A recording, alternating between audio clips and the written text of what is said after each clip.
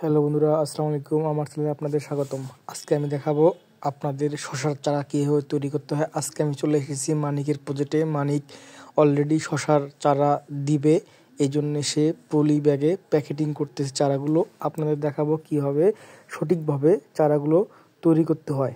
চারা তৈরির প্রথম পর্যায়ে আপনাকে অবশ্যই মাটির সাথে একটু জৈব সার মিক্স করে তা আপনাকে পলিথিনে ভরতে হবে। পলিথিনে ভরার পরে আপনাকে অবশ্যই দেখতে হবে যে যাতে করে কোনো ইটাযুক্ত মাটি পলিথিনে না পড়ে, কারণ এখন দেখতেছেন আপনারা কি সুন্দরভাবে মানিক ঝুরা ঝুরা মাটিগুলো পলিথিনে ভরতেছে। এই ঝুরা মাটির মধ্যে অবশ্যই আপনাদের জৈব সার মিক্স করতে হবে। জৈব সার মিক্স করে মাটিগুলো একদম ঝুরঝুরা করতে হবে, যাতে কোনো ইটাযুক্ত মাটি পলি ব্যাগে না থাকে। কারণ ইটার নিচে যদি আপনার চারাটি পড়ে বা বীজটি পড়ে, তাহলে আপনার বীজটি বের হতে সমস্যা হবে এবং সহজে গাজাবে না। তাই অবশ্যই আপনাকে মাটিটি ঝুরঝুরে করে নিতে হবে।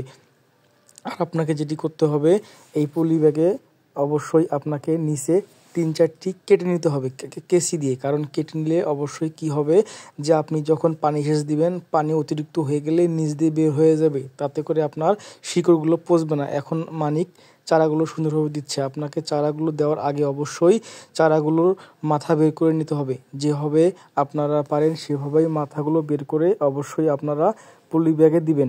পলি ব্যাগে চারাগুলো দেওয়ার পরে আপনাকে অবশ্যই একটু ঝুরঝুরা মাটি দিয়ে হালকা করে ঢেকে দিতে হবে, যাতে করে চারাগুলো তাড়াতাড়ি বের হয়। বেশি মাটি দিলে কিন্তু চারাগুলো বের হবে না।